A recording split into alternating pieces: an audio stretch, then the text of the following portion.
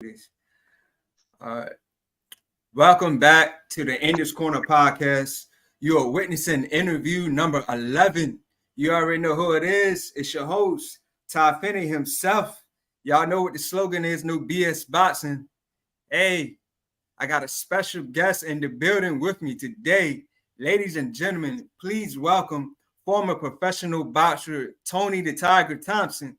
Tony, how you feeling, man? I'm good. I'm good. How y'all's going out there, everybody? All right, man. I want to appreciate this opportunity. I reached out to you, and we finally here, man. You are the third professional boxer, from the Maryland area for me interviewing. So, I appreciate this opportunity. Good, man. I'm happy you're going out there, expanding, brother. Keep All right, reaching out. Keep doing a good job. You'll have many more. all right, yeah, appreciate it, man. Let me just go right here and get into it. Tell us, how you first got into the sport of boxing. Well, I mean, everybody know I came to the sport late 27, 28 years old. It was something that I had actually thought about, as a youngin, about 10 years earlier. It was just took me 10 years to actually put anything into motion. I started having kids, living life, and they just got thrown by the wayside until I got super serious about 27 years old. Mhm. Yeah, so tell us about your amateur career. Like, did you do a lot of traveling for your amateur career, or did you fight mainly around Maryland? I mean, it was mainly local fights because I ain't had but um, 15 on the record fights. I had a lot of fights at Anacostia, so they ain't count those, on the basketball court. That was mostly my amateur career like that, down in Southeast on somebody basketball court getting in trouble, fight my way. So, but I had 15 amateur fights on the book. So it was, very local. It was a rush job. Obviously, I was already older, so I had to hurry up and get to the professional portion of my career. Yeah, so when you finally got the call, got word that you was turning pro, like how did that make you feel? Well, it's not a call. You make the call yourself. Okay. So yeah, after 15 amateur fights, I feel like I had enough of dealing with, kind of the hypocrisy of amateur boxing in the area. So I just, let me just go ahead and make my fortune in the professionals where I could more control my own fate. And, we took it from there. Once I made the decision, I had a lot of people say it was too soon, but once I made up my mind, I was ready. I was ready to go. All right. All right, yeah. So tell us about the Thunderbox tournament. I mean, again, I was a young fighter, so any of them little tournaments, I'm looking for to give me experience. Thunderbox Game Pass is just a way to entertain the people. Something they said wasn't gonna count against your record. You win $100,000, you win a tournament. I wasn't super impressed with the competition, so let's do it. Yeah, and that didn't go on your record, right? No, not a lot. A lot of people, if you're not a true boxing fan, you'll probably have missed that portion of my fights, the little tournament or whatever. So. So your final fight on the tournament, you fought Maurice Harris, correct? Right. Yeah, and you lost to him, right, in the tournament. Well, they gave him the decision. Let's not say I lost, Right. Yeah. they gave him the decision. I thought I won. So then we wound up having a fight for the number one spot, and I dominated his ass. So that just Yeah. showed you. Yeah. I didn't think any of those guys were too Yeah. super caliber, but people didn't know me at the time, and I don't know if they wanted to give a newcomer like myself the victory. Yeah. You see, right after he won that tournament, he went on to fight a couple of prominent fights on local channels, and boom, boom, boom. So I still believe that to this day. If you look at the fight, somebody look at the fight, tell me I lost that one. Yeah, that was going to be my next question. That you eventually fought him. You eventually fought him again, and you won. So, did you look at that fight as payback or revenge? Well, I mean, you could say that, but I wasn't even really focusing on revenge. I didn't think the guy belonged in the ring with me. That's the God's honest truth. And I told everybody that at the press conference. I was like, this guy don't belong in the ring with me. It's gonna be quick work.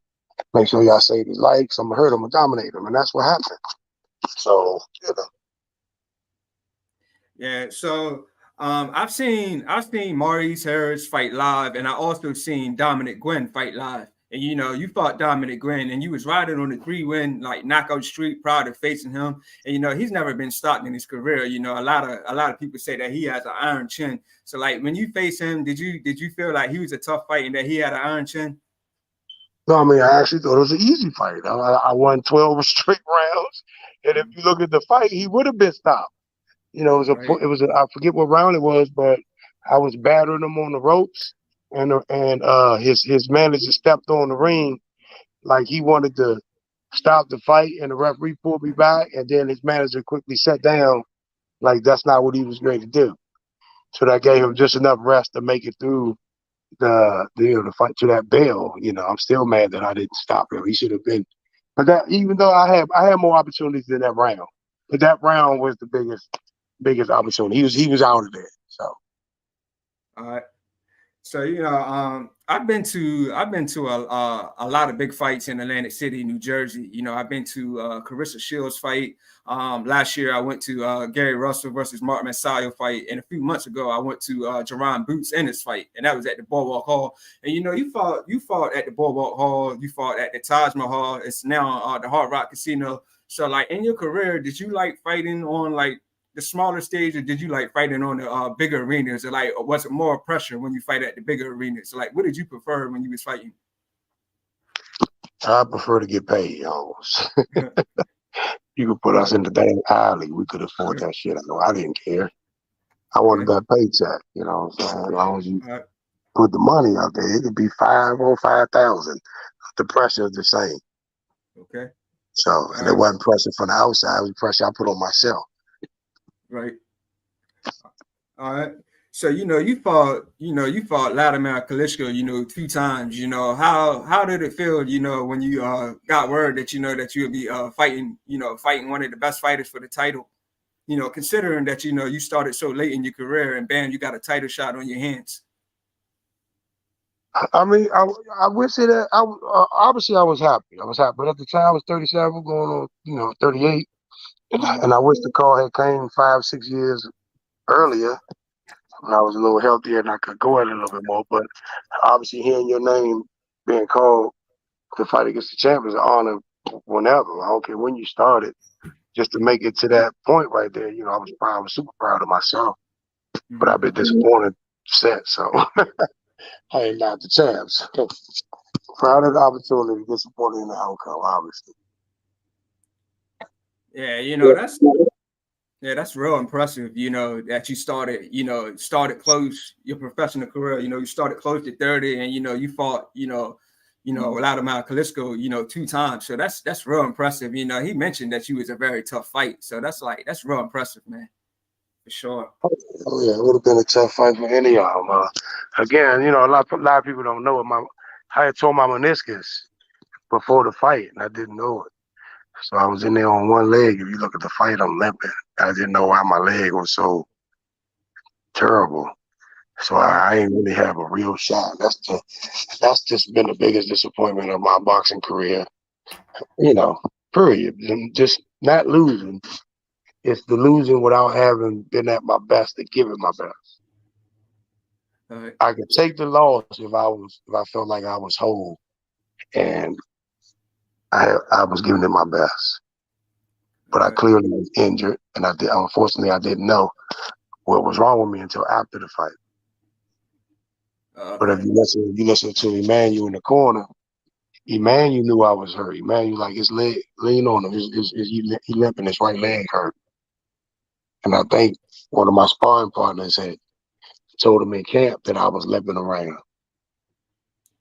Wow. So yeah, people don't know that the little slick things like that go on in the business. Not that I look at it as cheating. It was convenient for him. Inconvenient for me. And I wish I didn't have to deal with that. And like I said, it gave him more of fair competitive fight for me. I know a lot of people love the fight. I didn't love it. I lost. So I'm always gonna be disappointed with that. Yeah. So you say you went into the fight and you had a bad leg? Yeah, I had a torn meniscus. Wow. Yeah. Man. I didn't know. I didn't know it was torn until after the fight. And I Wow. finally went to the doctor because my leg had been hurting through the camp, but we never got it checked. We just like, put some heat on it, some ice. We did the best I can because I wasn't going to miss the opportunity to fight for the championship. Facts. But it wasn't until after the fight that I realized how extensive the damage was. Man. So I basically fighted with one leg. Man. And, I interviewed, former champ, Jamel Herring. He was telling me, a lot of fighters go into that ring, with they be hurt. A lot of fighters go into that ring not 100%. There's always some kind of injury. So like it's crazy. It's crazy that y'all go in there, and still give it y'all best, still going to the championship rounds, and you still have injuries. So like salute to y'all for that, man. For sure. Yeah, absolutely.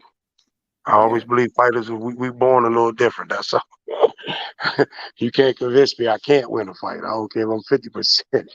So that works against us a lot of times, but it which makes us who we are, especially as fighters. So Seth Mitchell, years ago, a lot of people were saying he was probably like the next best heavyweight coming up. And he is from Brandywine, Maryland. So like did y'all ever like spar in the past, or did you ever were in talks, like ever fighting him? Absolutely. No, we never had real fights, but we sparred hundreds of rounds. Trust me.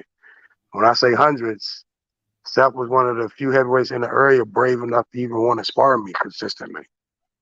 That's true. He was always up for the task.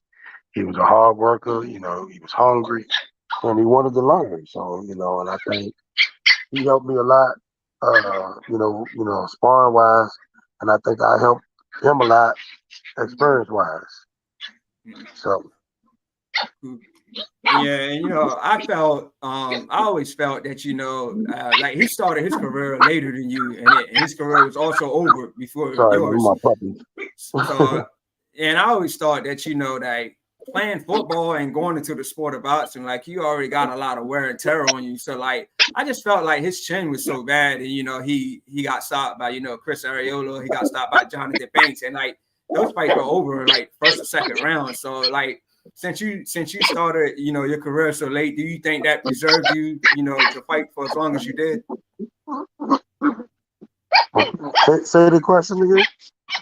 Like since you turned pro late in your career, do you think that preserved you to fight as long as you did? Because you didn't fight definitely. in your teens. Right, definitely. I think so. I think it helped me in that way, but it also hurt me because I wasn't at my prime. My first championship fight, I'm 37, 38 years old. You feel me? In contrast, them guys are 25, 26. You know what I mean? I wish I could have just maybe started a little bit earlier where I could have maybe had a championship fight in my early 30s, 31, 32, anytime before my damn knee got ripped. I would have took 36 as long as I would have took 37 if my knees were okay. Because it wasn't the age, I think it was just the wear and tear of living a rough life. Like I said, grew up in Southeast, Northeast. There a lot of fighting in the streets, a lot of basketball, playing on the hard concretes. And it took a toll, especially with the sport I chose, or boxing, right? After all that, I chose to get into something even worse for my body. So, yeah, like since you are from Maryland, like have you ever trained on the Headbangers Gym in Washington D.C.? Oh yeah, Barry was my trainer for a while. He trained me for the Crisco fights. So I'm very I'm from Washington D.C., not Maryland.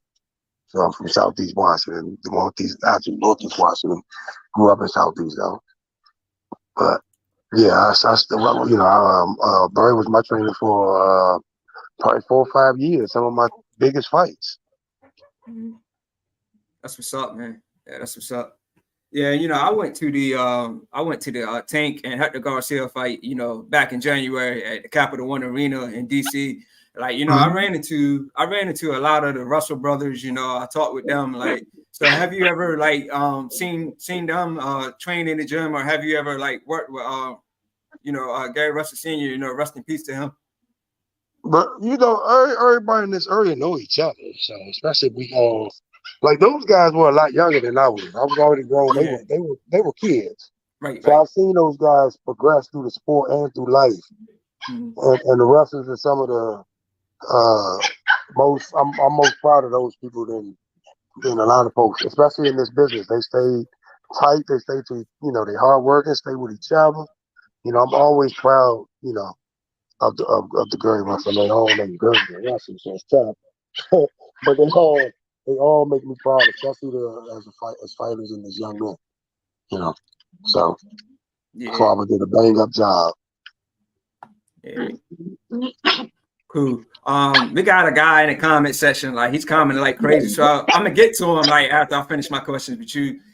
So your last fight, as a pro was against Luis Ortiz. And Luis Ortiz always got a lot of criticism, for being older than he really is. They said when he fought Deontay Wilder the first time, he was really like 46. And there was other boxers that were saying this. So like when you fought him, did you ever, like, you or your team, was it ever in the back of y'all's mind that y'all fighting the old man, or did y'all go into the ring against him saying like this guy could be a serious threat? What was I? You act like I was 24. I was 44. My last fight, I was 44 years old. So I don't, he won. If he was 46, then I'm proud of him for being able to sustain so long. But he wasn't 46. How long was it over me and Luis for? This guy's still fighting. You mean to tell me he's 55 now? I highly doubt it.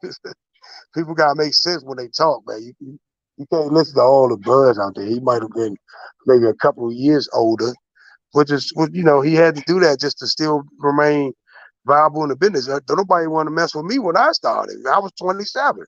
He's like, oh, he too old. He too old. He too old. So I can imagine him dumbing down his age a little bit just to stay in the game a while. You know what I mean? But he definitely wasn't no 46, man. That's stupid. That's just come on. Yeah. So like even though that you're retired from boxing, are you still a fan of watching boxing? Actually, I don't watch boxing too much, man. After I stopped, once I stopped participating in the sport, I really just concentrating on my son was in college at the time. He played ball. I really just watched a bunch of his games. I really didn't interact with the sport of boxing at all, honestly. A lot of people don't, they surprised when I tell them I don't even watch boxing no more, unless it's a big event, one of the big pay-per-view joints that a bunch of my friends want to get together and come over and watch for free. I'm probably not going to watch. First of all, I can't stay up till 11 fucking o'clock no more. All right, they want to put the games, they put the fights on way too late. I'm past 50. When you pass 50, you ain't looking forward to staying up past 11 o'clock. Okay, too tough. Yeah. So, did you since you don't really watch much of the sport, well, did you ever see like the highlights between Usyk and Daniel Dubois about this low blow situation?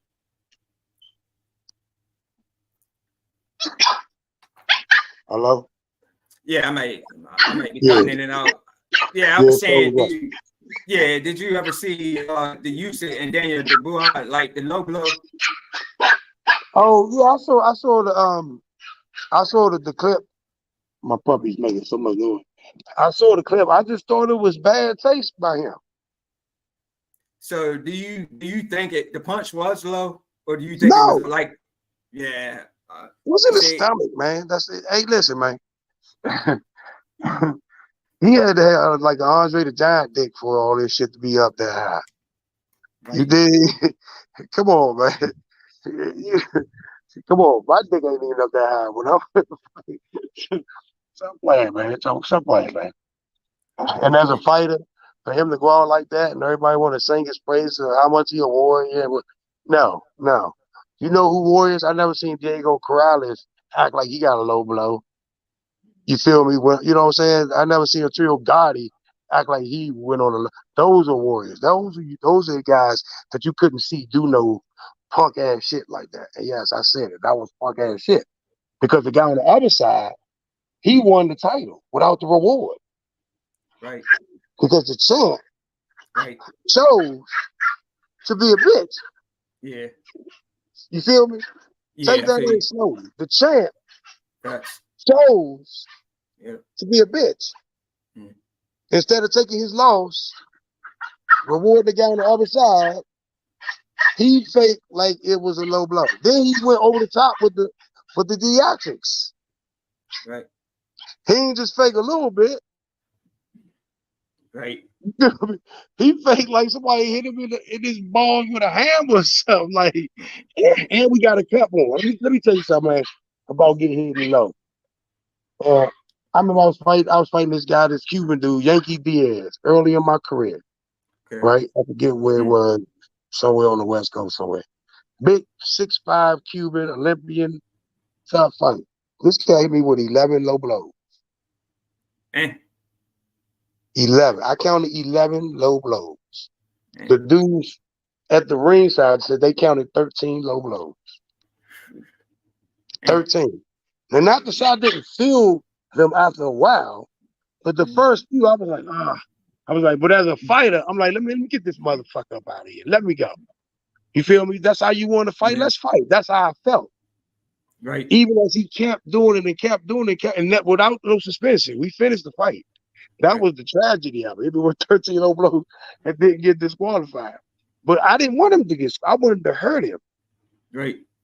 As a fighter, I wanted to punish his ass.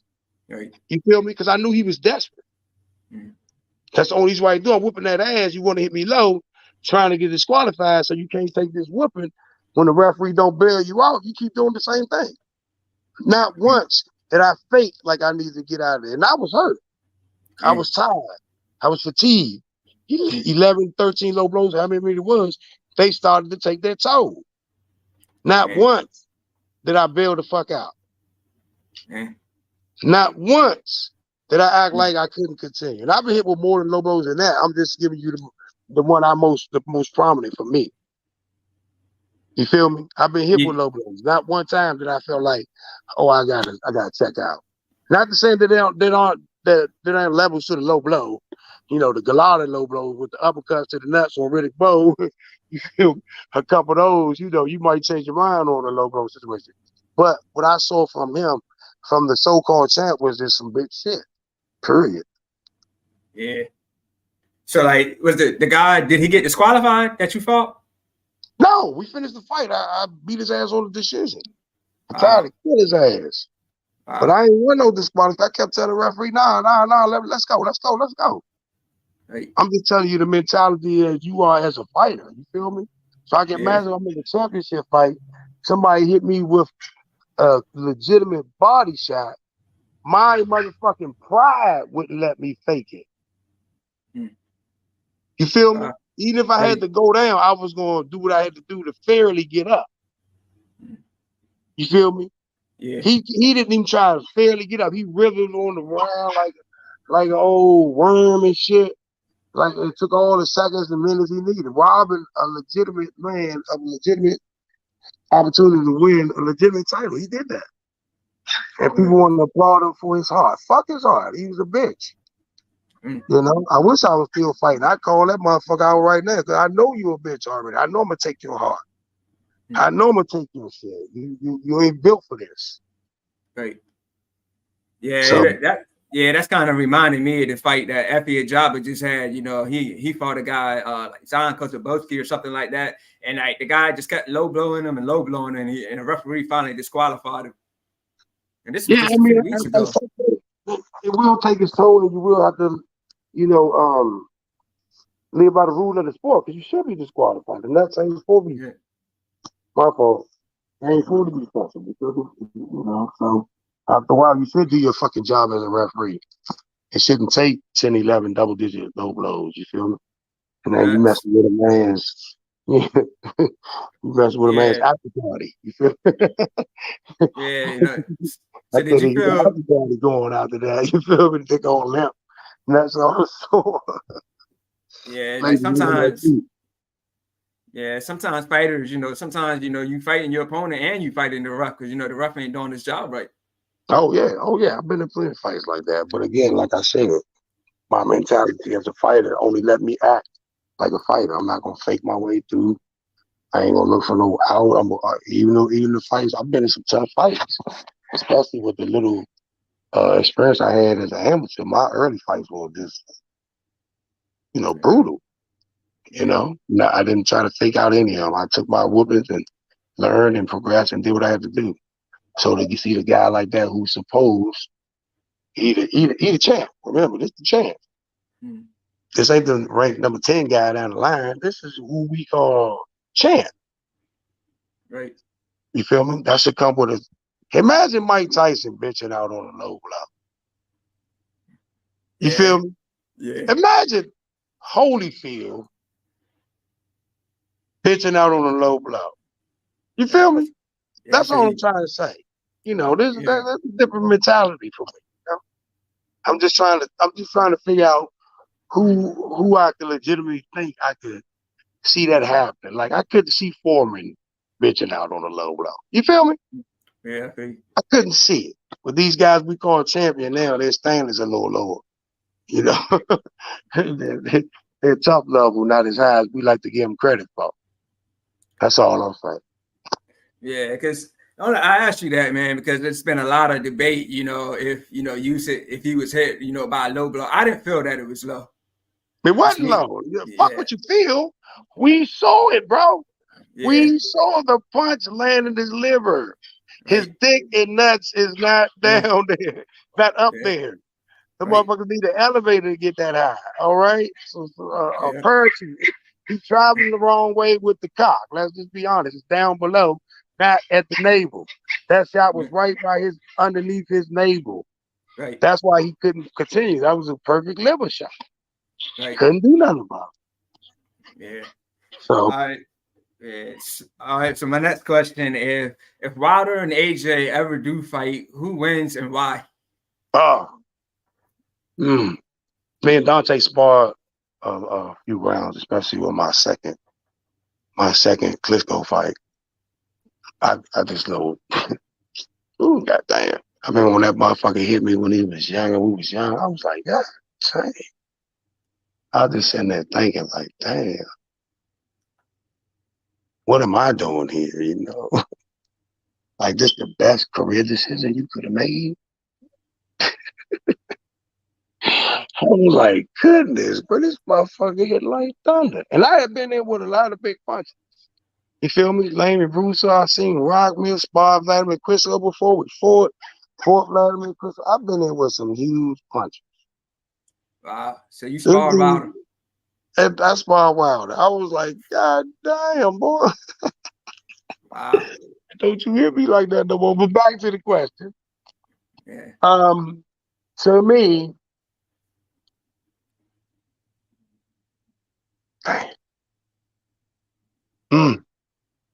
it's a 50-50 for real.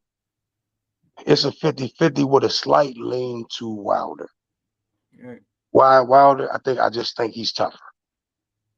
Yeah.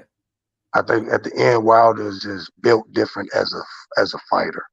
Mm. He started a little late too, but he was a fighter born and bred. You feel me? You could tell it from the heart. You can tell it, he is a fighter. I think AJ was I don't like to talk bad about guys who put their life on the line in the ring, but I think he's just more of an athlete. Yeah. And he's an athlete that chose boxing. Mm. Like AJ could have played some football. He would have probably been great. He probably could have even played some basketball, probably been great. Wilder could do one thing, fight. Mm. Even at 6'7", he ain't got no basketball. He want to fight. You feel me? And I think that's the difference between those times. So when the fight gets tough, I think Wilder pulled it out. So, but again, I wouldn't bet my money. So it's 250-50 of a fight for me. Yeah. Yeah, I go with Wilder too, man. Like you said, I think Wilder just built different. He got more hard. Of course, he's got that right hand, that knockout power. So But I yeah, think AJ hit once, hard too though. So yeah, facts, yeah. Yeah, let's not get that twist. I think it's like again, it's not gonna come down to the punch about. It's gonna come down to who want that, who want this joint right now. Because both of them gonna get hit. Mm. You feel me? Both of them gonna Yeah. have to respond, and I just think Wilder will respond a little better and many more times than AJ will. Yeah, so I just got a few more questions. Like, so one of the professional boxers I interviewed was Travis Kaufman. Have you ever sparred with him in the gym before? Who was it? Travis Kaufman from Reading, Pennsylvania. I don't spar so many people. I couldn't tell you, bro. Yeah. I And you wouldn't say say you, yeah or no. You might have to ask that motherfucker. I wouldn't know, bro. I ain't, like I yeah, said, once I stopped boxing, I dropped the subject, honestly. That's the first interview I did in years. yeah. You know, I've been on the golf course, smoking weed, chilling. I don't even think Okay. about fighting. I tell people all the time, fighting is what I did. It's not who I am right now. You know what I'm saying? Okay. It's just something I did at a point in my life. I'm done with that. Okay. You said you did you say you sparred Hosting Rockman? Because you know he's out of Baltimore too. Oh, yeah. Yeah. Yeah, that's my rock on plenty of times. So, like I said, anybody around here, it's likely I could have sparred him, but I couldn't definitely tell you. But I wouldn't want to definitely say who, yeah or nay, unless I really, really, really, like I've been to Rockman's camp. I'm not gonna forget that. You feel me? I've been in his camp when he was going to fight the Klitschko's, when he was coming off Lennox Lewis joint. So man, and in the earlier. So I can't forget I can't forget the champs I sparred. So Crawford, I couldn't tell you. Maybe, I don't know. All right. All right. Cool. So so what do you do now? Like since you currently retired from boxing. You see what I'm I play with puppies. You see my it's my baby. This is what I do. Play with my puppy. That's it. Smoke a little weed, drink some coffee, watch my son play ball, sit back and just, try to get the anger out your system. That's all. All right, so from the Maryland area, we got a lot of boxers. Javante Tank Davis, he's dominating the pay-per-views. He did 1.2 million buys with Ryan Garcia, back in April. So like to see a guy, come right from Maryland, doing good numbers, how does that make you feel? Hey, man, listen. Like I said, we had a lot of folks. I don't think a lot of people give us the credit for the much talent we got in this area, bro. You know, I mean, I ain't even just talking about the Johnny Come Ladies. I'm talking about the Joppies, the Holmeses, the Peterson brothers, the South Mitchells of the world, even the Greg Ross. It was just so much freaking talent, and I seen a lot of those guys. That was the fun part for me. Seeing a lot of these champions as kids. I knew these guys as kids, They used to joan on me a lot of times because I was the old dude, you know what I'm saying? Yeah. So just to see them progress and be successful, I'm always happy to see that. You feel me? And I think most of them are pretty good dudes. Even Adrian Bronner, that little bama used to come to the Headbangers gym, join on everybody. He was a good kid. He wasn't like what they see on TV. I used to tell everybody, that's just something you play for TV. Adrian actually a pretty good dude, and I seen him from a kid to a champ.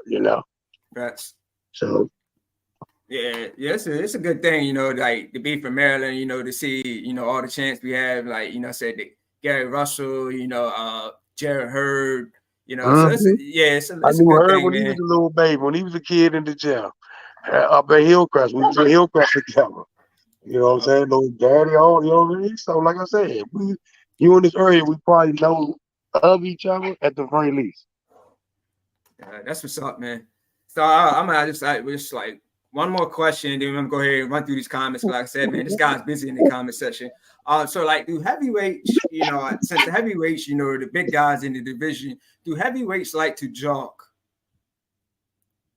I Do they did. like to? I used to run. I was a great runner. So before, like I said, before my legs were bad, man, I was a pure athlete. I actually was one of them guys. I probably could have played damn near anything I want. And I'm not saying that to be funny. I'm saying that because I heard so many people say it, and I was just that athletic to do what I want. Like I could have played ball, I could have played football, I could have played back, I could have played baseball. I was had great hand-eye coordination, had pretty decent footwork. But by the time I got into boxing, my legs were starting to go bad, so I wasn't able to show all my athleticism as much as I would have, if I would have started earlier. Right. All right. That's what's up. So I'm gonna run through these comments real quick. Man, this guy's busy in the comment section. So he says Jeremiah Mayweather. He says salute, blessings, brother. Salute to Jeremiah Mayweather. He said salute. He said Tony, salute, champ. How's it going? What's up, bro? God damn, boy, I'm gonna come to the gym, work out with your ass. That's what I need to do. Where you at, home? I'm getting fat on the couch. I need to get back in the gym, man. You making me remember that. Get his ass off my screen. All right? How you doing? We can talk. I ain't got to see your abs, okay? We can talk without the pictures. Yeah. He said, Tony, he said that's a solid beard, brother. Been trying to grow my beard too. Hey, you must be bald on the top then. That's what guys on the bald on the top do. We can't grow up top. We start growing at the bottom. It's total conversation, bro. Don't ever admit that to nobody no more, okay? As long as I ain't got no damn head to mess with up there. I gotta do something right there. He said, man got that Genghis Khan beard. No. It ain't that long. The camera fucking with you. It's barely 1 finger long, but see, when it get down to the chin, then you can. It's still up here, man. We haven't done that yet. Yeah, he said, Tony, you welcome at the TMG anytime, brother. Oh, where's that at? I think he's talking about the one in Vegas. I assume. Oh shit. Yeah, he's talking about in Vegas. Yeah, he said. I need to get back to Vegas though. That's my favorite place right there, bro. Lose a lot of money. Yeah, he said Tony fought high level fighters 100, and he said yeah, he said who was your motivation for boxing? Honestly, bro, it was my family at the time. When I started fighting, a lot of people don't know the story of how I actually came into boxing, so I'm going to give it to you all of it. When I was a young man, all I wanted to be was a police officer. People I know that's not the popular thing to be today, but back then I really wanted to be a police officer. I stopped thinking about athletic career in terms of wanting to play football because I really wanted to play football. But like I said, I got hit by a car when I was a kid, so my legs were bad. So I stopped trying to do anything athletic. I just wanted to be a police officer. Ironically, I got in trouble fighting a police officer. Jealous ass cop wanted to take what's mine. Yada, long story. I got convicted of assaulting a police officer. So I couldn't be a police officer anymore. I had a record. Matter of fact, I had a record, so a lot of people wouldn't hire me. And at the same time, I had 3 children. So, I was depressed. I was mad, all the time because I felt the court system, did a good brother wrong. I thought of myself as a good dude. I want to be a police officer. I want to be a big part of my community. And it was ruined by what I felt was just unfairness, just being a black guy. Even my lawyer said, before I came to the courtroom with a leather coat on, I pretty much was guilty. And that just really soured me, it made me bitter. It made me mad. So, I'm sorry. Hold on 1 second, man. Y'all see my dog? This woman right here, you see her looking at look, that ain't nothing. It's nothing. This is the bad part. I come all the way over here. I scoop my ass over here to see what she wants. Ain't that nothing? No dog food. So now I gotta ask her, look at her face, man. Ask her what she want. What do you want, Winnie? Ain't nothing up there, bro. Right. You feel me? She just want my attention, like a woman. Right. She can't stand to see me doing anything else. Ain't got nothing to do with her ass. Right. Look. So you got 2 or you got 1? Well, I got. That's her puppies. You see. Oh, okay. She just has some puppies, but this my baby right there. But I got 3 Connie Corsos too, and she just had 9 puppies. So I got puppies everywhere, bro. So, what was we talking about? Oh, anyway, So, I got convicted as, you know, Yeah. So I salute got, to your family. Yeah. yeah. Being your So, motivation. Yeah.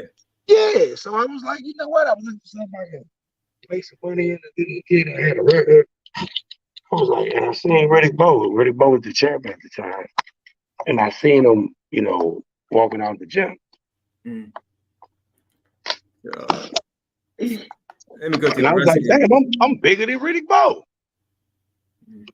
That's the only thing I thought. I said, damn, I could probably box too. Yeah. Yeah, he said Emmanuel Stewart is a legend. He says Tony is an honorary TNT member. He said we got a TNT gym in Maryland too. Uncle Floyd made TNT a national brand. Uh, he said I was at Baltimore when Tony was training. Okay, what's up, bro? Well, you tell him let me in that gym. I'm coming down there, bro. Yeah. I'm bringing me in this belly. No, I ain't got no. Yeah. He said. Yeah, he said much respect. Well said. I guess he was just talking about the stuff I was asking. He said Dubois got used it with a clean punch. Yeah, that's what I was saying, man. Oh yeah. I didn't feel it was low. Yeah, it No, it wasn't low wasn't to low, me. man. Yeah, Like I said, I already gave my thoughts on that. To me, yeah, if I was still fighting, I'm calling that useless guy out because he's a punk. I know as soon as it get tough, he's not gonna be able to take it, and that's what happened, man. Again, yeah, I feel sorry for the victim. I don't feel sorry for the champ. I feel sorry for the guy that worked his ass off all his career to one day want to be champ. And his one opportunity, they stole it from him. yeah, And they clearly yeah, stole it because you can look at the replay. I'm sure they should have, whoever the governing body should have looked at the replay, determined it was a legal punch. He did not beat the count. You are not the champ anymore. Everybody saw the same thing. right. And until they saw a definitive low blow where to me it had to been a Galata style uppercut low blow to the balls for him to react that way. And it wasn't. If they can't show that, they should award that guy the championship. Do what's right, governing bodies. Do what's right. Yeah. He said when you come into the TNT MG fan, he said TMT gym fam. This the Actually, money so team. Is that what he's trying to say? The money team got a gym in Maryland. that's what he's saying. Is that what's the address on? He gonna have to put that. He's gonna have to drop the at the comment Tell him section because drop I the don't know. address. Yeah, I do not know. You damn right I'm coming to the money gym. He said, Tony, how do you feel about Tyson Fury in this generation of heavyweights? Honestly, me and Tyson supposed to fight earlier in my career, and they pulled out. I always wanted to get a fight with him. He was on the rise at the time, and I thought that was been a good way to get my name out there, but it never materialized. But I mean, he only thing I could ever say bad about the guys. Oh man, what the hell? Oh man, well,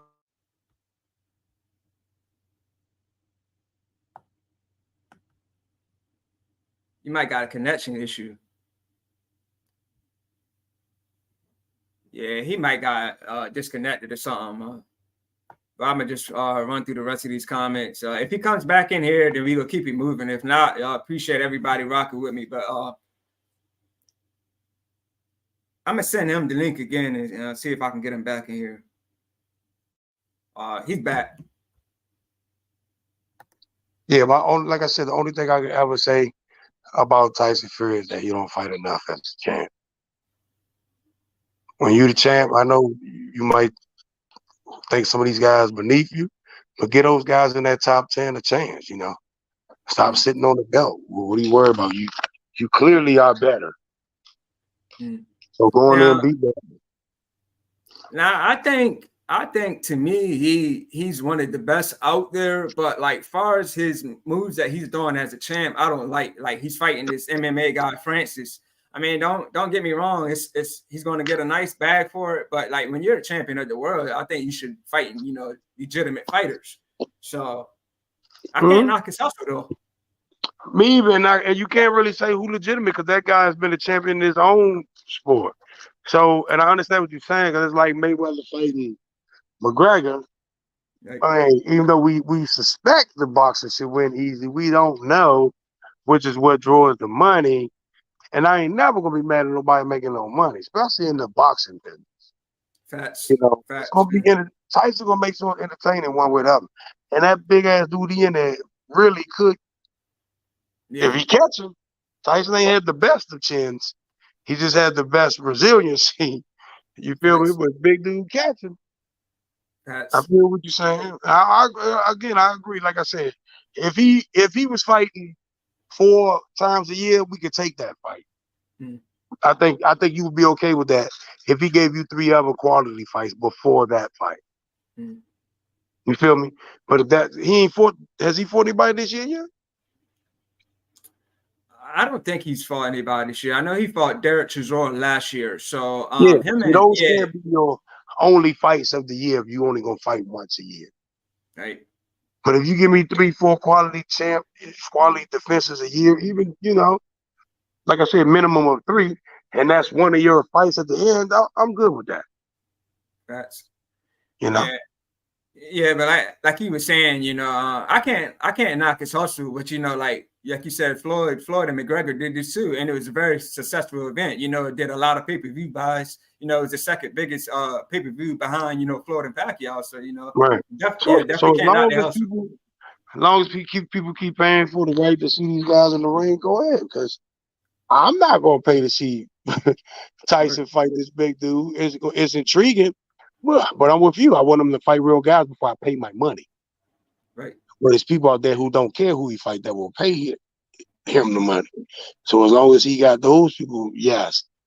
I wish I was coming up in these times, easy ass way to make money. Believe Facts. me. I fight on the metro right now. Like I'm gonna pick a fight with somebody because it just seems like you you call yourself a fighter, whatever you doing right now, you know. So Yeah, facts. I'm gonna run through these last two. My guy, Getcher Caesar in the building. He said, interview 11 nights, keep grinding. Appreciate you, man. Salute to you. Uh, Ryan Haney in the building. He said, who was the hardest puncher that you've been in the ring with? mm, that's a tough one. Oh, y'all see my baby? You see how she got up there so she can be in the camera? You see her barking at me now? Yeah. See that? I have not spent enough time with her, and she is mad. All right. All right. Let me get to the hardest punching question because I had a lot of people ask me stuff like that. And let me categorize the punches for y'all, okay? Because everybody thinks you hit hard, it's the same. And it's not. All right. I don't know how many of y'all, as a kid, you got punched in the arm or the leg so hard that a frog jumped in your arm, a little knot popped up in your arm and stuff like that. I don't know how many people had that happen to them. You feel me? But Hardsim Rockman used to hit me so hard with gloves on that I used to get frogs jumping in my arms and stuff. Anywhere he punched you, it would hurt. It's like almost getting hit with a club all the time. You know what I'm saying? Now, okay, a guy like Klitschko, you're not even gonna feel the punch. You just wake up asking motherfuckers what happened. What we doing? Where we going for dinner tonight? We ask stupid questions like that because you don't know you just been knocked the fuck out. He Right. hit you so fast, so quick, so hard, you ain't had no realization of the situation. So you got your big thudding punchers that's like, and I don't want to use this word because he's a black man, but Hasim was like gorilla strong.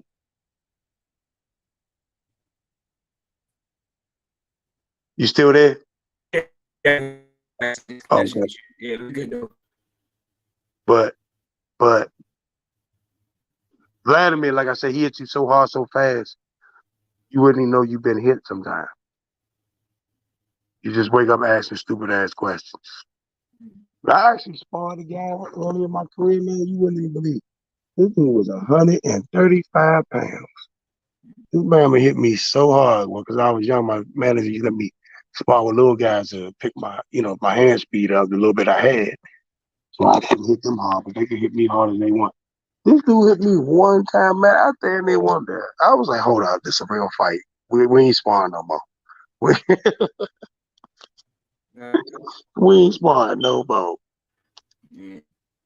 I'm gonna run through these last two, and like I said, man, we'll close this one out because we've been live for what 50 minutes, almost an hour. So Jeremiah Mayberry, he said, Tony, we have time machine in TNT Gym. We'll let you use the time machine. Just say the word. I don't even know what to say to that. And just some type of Back to the Future situation we talking about. Is that a real piece of workout equipment? What are we talking about? Yeah. And then he said TNT scientists invented the time machine. Oh shit. Okay. All right. I think the blood getting to his muscles. Yeah. I don't know. Oh, okay, bro. Whatever you say, bro. I'm good with that. Yeah. I'm not being huh? Yeah, outside. I don't know this guy. It's the first time I've seen him in there, but I'm gonna drop my social media and like I can tell him get with me. Because he was saying put the link in there so he can get on here and ride with you, man. I don't know who he is though. So but yeah, salute to him, commenting consistently. But yeah, one more question. You're like, so how'd you get the nickname the Tiger? My kids actually gave me the name. I eat a lot of cereal, obviously. And one of my favorite animals is the tiger. I mean, it just all came together for a bunch of kids. I had another nickname before, but I forgot what it was. But my kids called me Tony the Tiger. Right, So there it was. I said, I like it. That's what's up, yeah. Yeah, you have one of the funniest posts, interviews, after your fight with David Price, about your wife saying something about, getting a wheelchair donated to your wife. Hey, Slim, that's just the interview y'all caught. I didn't think it was all that funny, actually. For people not knowing to it, they liked it. I thought I had obviously way funnier interviews than that. You guys just didn't get to hear them. Right. Like I had the room cracking up with the Maurice Harris fight. I mean, I ain't do no boxing questions. We just sitting there yapping and joning and laughing. I think that was way funny. The one to HBO, I thought was way funny. I just don't think I got to see him. So. Right. Yeah, but we'll close it out, man. Like I said, man, I appreciate this opportunity. 50 minutes strong. Almost an hour. So I appreciate the opportunity, man. Any things you want to say in closing? No, man. I mean, I appreciate you calling out. Make me feel special. I got my boxing has been pretty good to me. I'm glad people still find me relevant enough to talk to. So I appreciate you. Have a good one, folks. Yeah, so drop it, tell everybody your social media, in case anybody, want to hit you up, just give them your social media. What do you mean, Facebook or some shit? Yeah, just Facebook. Man, you know what? I'm on Facebook. I got a boxing page on Facebook. I'm really not on there a lot, but if people reach out, I'll definitely hit them back if they go on there. I'll definitely check it every once in a while. I'll reach back. But like I said, all my social media is watching my son on social media. So yeah, for this, I'm gonna respond to this Jeremiah Mayweather guy. Hey man, I'm on TikTok is the Legend 3347. I'm on Instagram, same name, the Legend 3347. I'm on Facebook as Todd Finney. So you can hit me up. And you guys just witnessed interview number 11 on the In This Corner podcast, man. We out. Appreciate y'all. Peace. All right, bro. Be easy, man. Thanks.